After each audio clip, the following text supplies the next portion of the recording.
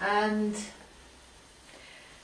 yeah, you know, suddenly you start to just, it doesn't matter. I mean, if we are well enough organized, we can sling one leg over the other, we can sit like this, whatever, for the moment, because you want to have the most economical kind of information along the skeleton, then of course having the knees opposite your hip joints, which you know where they are. Of course, if you sat like this, you would almost look a bit funny, like a schoolboy. Yes. But for the moment, sit like this. And I would like you, and your hands are on your legs, that's fine. I would like you to move forwards, downwards, as if to stroke your legs, round the knees, down the legs. Okay. Tell me if any pull comes into your body, anywhere, and then come back. Okay, how is that for your hip? How is that for your pelvis? How is that? Yeah, I'm not really experiencing. Okay. When I get to there, then you feel I can feel it. Okay. Yeah. Okay. All right. Just stay there for a moment and let your arms just hang down. All right. And just, if it's okay, I don't want you to be in pain here.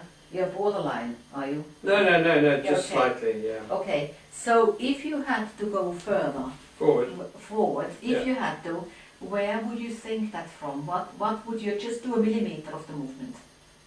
Okay, and come back. Where did you think it from?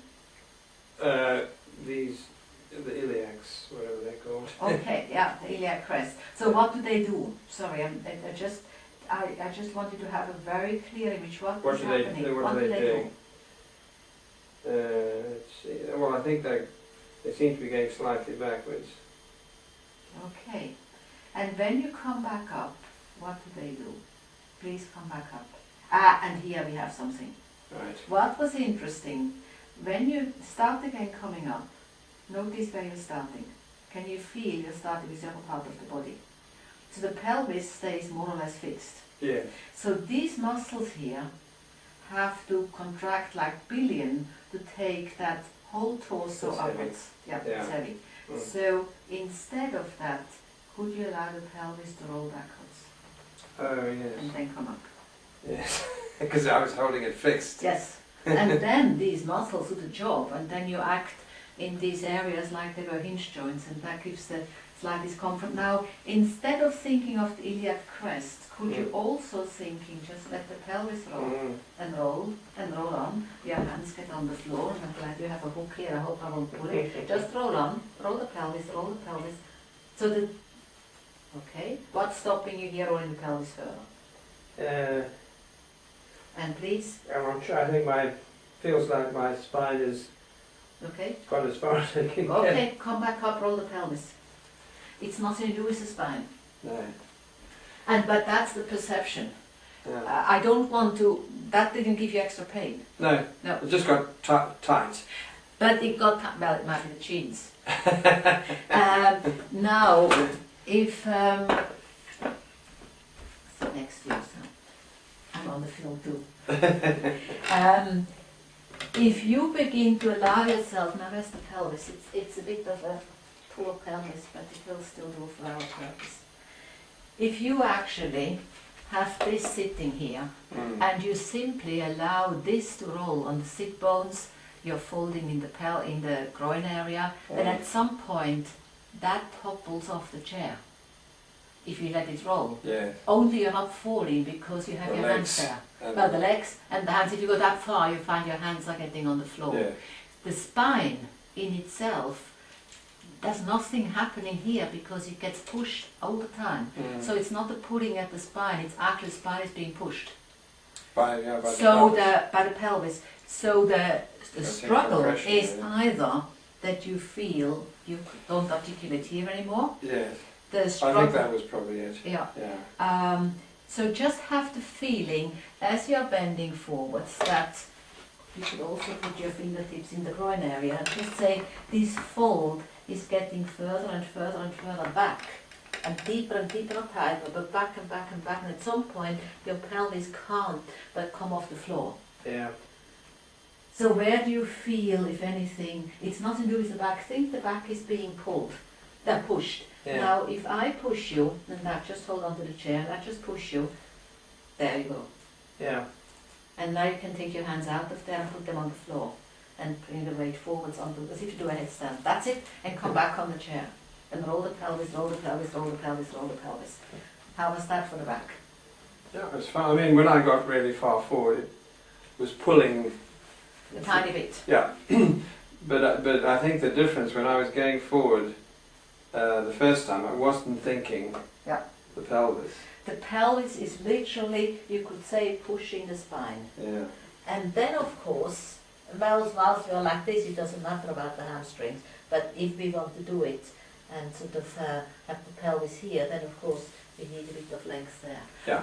But if you allow yourself to practice literally, don't have to put the head on the floor, coming up like this, but practice rolling the pelvis every time you get off from the floor, from the chair, just roll the pelvis. And either you come down first and then roll the pelvis on, that's beautiful, and then you come back, roll the pelvis, or if I now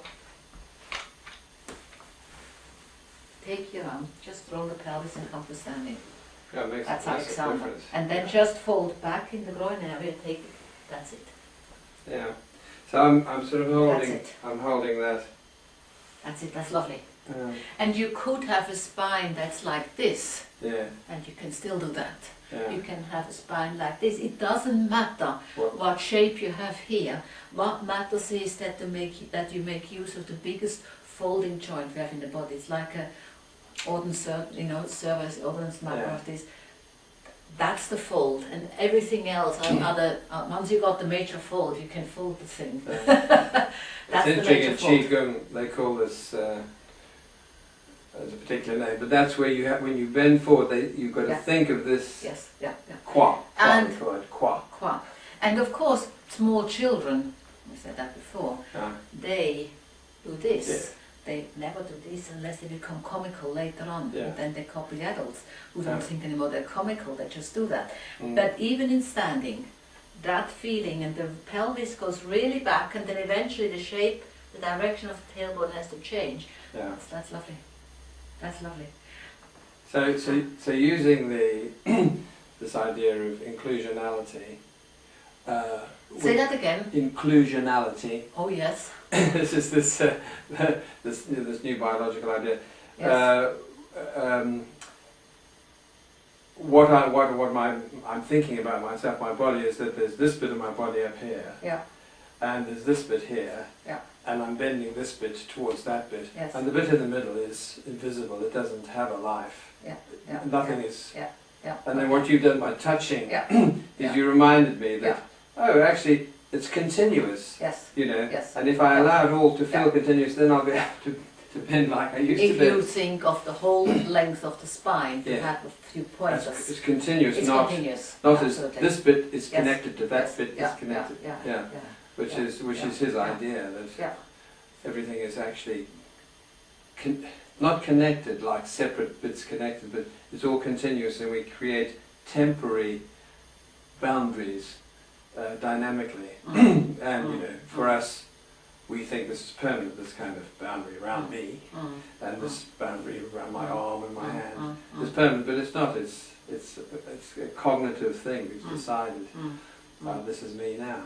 But you know, if you get into conversation with someone, that boundary starts to blur a bit. You know, some people, and you start to feel an usness togetherness. So it's about being much more open and flexible to what is there, rather than saying yes, yeah. Is that general idea? I understand that. I think relative to body movement, we have, of course, a given fact, and that's the skeleton. Sure. And in the article there is Mark Rees when he says